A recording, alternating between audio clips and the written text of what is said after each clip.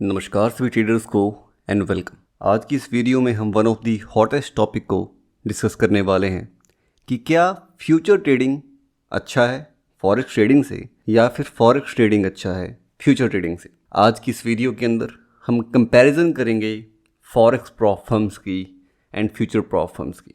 इस कंपैरिजन में आगे बढ़ने से पहले प्लीज़ लाइक दी वीडियो जिससे सभी ट्रेडर्स तक ये स्प्रेड हो सके। अलॉन्ग विद इट, अगर आप चैनल पे नए हैं देन प्लीज़ कंसीडर सब्सक्राइबिंग अस। हमारा पहला फैक्टर है फिजिकल ऑफिस। ना फॉरेक्स के अंदर कोई भी फिजिकल ऑफिस नहीं होता। वहीं पे फ्यूचर एक्सचेंजेस जो कि सेल्फ रेगुलेटरी ऑर्गेनाइजेशंस होती हैं जो अपने रूल्स को कंप्लाई करते हैं CFT के प्रिंसिपल के साथ। हमारा नेक्स्ट फैक्टर है मार्केट टाइप। ना जैसा मैंने कहा कि फॉरेक्स का कोई फिजिकल एक्सचेंज ऑफिस नहीं होता है क्योंकि फॉरेक्स एक डिसेंट्रलाइज्ड मार्केट है, जैसे कि crypto. Forex and crypto are the decentralised market. वहीं पे फ्यूचर्स का मार्केट टाइप सेंट्रलाइज्ड है क्योंकि यहाँ पे जो भी डाटा होता है वो एक सेंट्रल एक्सचेंज के थ्रू होके जाता है। वहाँ पे आपको ट्रांसपेरेंसी देखने को मिलती है। हमारा नेक्स्ट फैक्टर है ट्रेडिंग कंडीशन। नो जैसा मैंने आपको बताया कि फॉरेक्स एक डिसेंट्रलाइज्ड मार्केट है। यहाँ पे आपको कोई भी ऑप्शन चेन नहीं मिलता है डाटा को देखने के लिए। तो यहाँ पे बाय दी प्रॉप फर्म्स काफ़ी पीछे दिनों में कि डाटा को मैनिपुलेट किया जा रहा था by different plugins by bots. But वहीं पे आपको फ्यूचर्स के अंदर अच्छा खासा ट्रेडिंग कंडीशन देखने को मिलेगा। हमारा नेक्स्ट फैक्टर है ट्रेडिंग रूल्स। नो फॉरेक्स के अंदर most of the prop firms आपको सामने से बताती हैं कि भाई साहब ये हमारे रूल्स हैं और ये आपको ऐसे फॉलो करने हैं। बट वहीं पे जब हम स्टडी कर रहे थे फ्यूचर प्रॉप फर्म्स की तो वहाँ पे कुछ रूल्स बड़े कॉम्प्लेक्स थे। जैसे कि एपेक्स ट्रेडिंग के अंदर मैंने देखा कि वहाँ पे एक रूल था कि every single day at the end of the day आपका अनरियलाइज्ड ट्रेडिंग ड्रॉडाउन होता है जो कि बड़ा ही कॉम्प्लेक्स है as compared to the forex. Forex में आपका drawdown starting of the day या फिर पिछले दिन से कैलकुलेट किया जाता है, बट वहीं पे फ्यूचर्स में वैसा नहीं है। अब ये कंपैरिजन तो हो गई नॉर्मल बेसिक सी बातों के ऊपर। अब हम कुछ टेक्निकल कंपैरिजन करेंगे on the basis of numbers. So इसमें हमारा नेक्स्ट फैक्टर है daily loss limit. No forex के अंदर most of the prop firms आपको 5% का सिंगल डे लॉस लिमिट देती हैं, बट वहीं पे अगर मैं बात करूँ फ्यूचर्स की तो one of the top prop firms यानी कि टॉप स्टेप वो आपको प्रोवाइड करवाती हैं ओनली 2% डेली ड्रॉडाउन। अगर आप देखोगे तो हाँ वो कम है as compared to the forex. हमारा नेक्स्ट फैक्टर है maximum drawdown. No forex prop firms आपको ऑन एन एवरेज 10 से लेके 8% तक का ड्रॉडाउन देती हैं, बट वहीं पे अगर मैं बात करूँ फ्यूचर्स की तो टॉप स्टेप आपको 4% का मैक्सिमम ड्रॉडाउन देता है और एपेक्स ट्रेडिंग आपको 5% का ड्रॉडाउन देता है। नो अगर आप ड्रॉडाउन देखोगे तो काफ़ी कम है, लाइक आधा है। कहाँ पे फॉरेक्स में आपको 10% का ड्रॉडाउन मिल रहा है और कहाँ पे फ्यूचर्स के अंदर आपको 4% का ड्रॉडाउन मिल रहा है। बट वहीं पे हमारा नेक्स्ट फैक्टर है प्रॉफिट टारगेट। फॉरेक्स में आपको 2 स्टेप एवोल्यूशन मॉडल का एग्जांपल ले रहा हूँ मैं यहाँ पे, तो वहाँ पे आपको मिनिमम 13 से लेके 15% का प्रॉफिट टारगेट देखने को मिलता है। बट वहीं पे जैसे मैंने आपको बताया कि फ्यूचर्स के अंदर आपको ड्रॉडाउन कम मिलता है, चाहे वो डेली हो चाहे वो मैक्सिमम हो, बट वहीं पे आपको यहाँ पे प्रॉफिट टारगेट भी कम देखने को मिलेगा। सो टॉप स्टेप के अंदर आपको 6% का प्रॉफिट टारगेट मिलता है अचीव करने के लिए। हमारा नेक्स्ट फैक्टर है कंसिस्टेंसी रूल।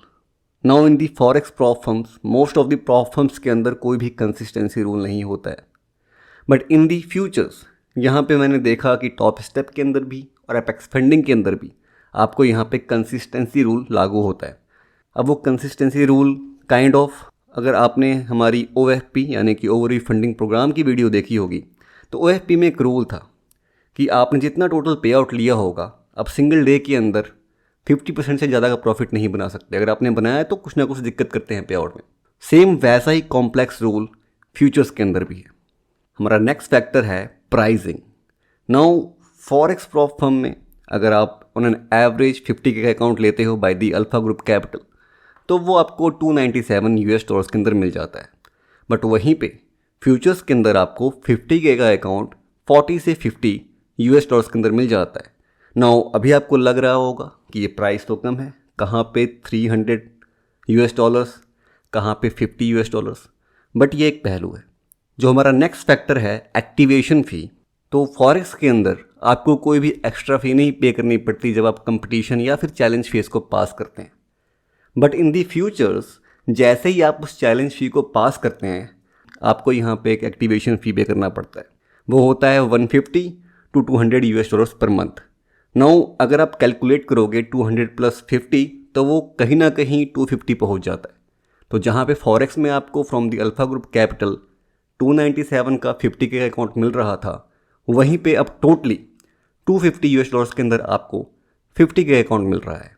बस ये इसमें बात है कि फॉरेक्स में आपको एक बार पे करना होता है as a challenge fee, but वहीं पे फ्यूचर्स के अंदर आपको तोड़ के पे करना पड़ता है। पहले आप पे करते हो चैलेंज के लिए, उसके बाद आप पे करते हो एक्टिवेशन फी।